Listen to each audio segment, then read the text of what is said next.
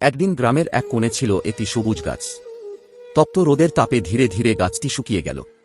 পাতা ঝরে পড়ল, ডালপালা নুয়ে পড়ল।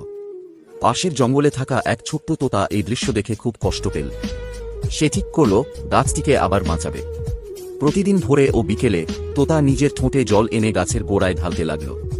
কয়েক সপ্তাহের যত্ন আর ভালোবাসায় গাছটি যেন নতুন প্রাণ পেল।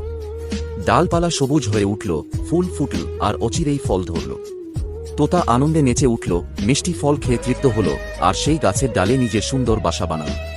কিন্তু সুখ বেশিদিন টিকল না। একদিন আকাশ ফুঁড়ে নেমে এল একটি হেলিকপ্টার। তার প্রচণ্ড বাতাসে গাছটি ভেঙে চুরমার হয়ে গেল।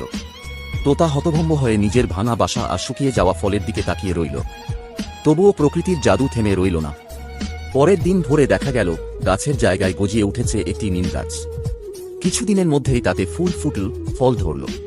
তোতা আবার সেখানে নিজের নতুন বাসা বানাল, আর আকাশ ভরে গেল তার আনন্দের গান ও কলতানে।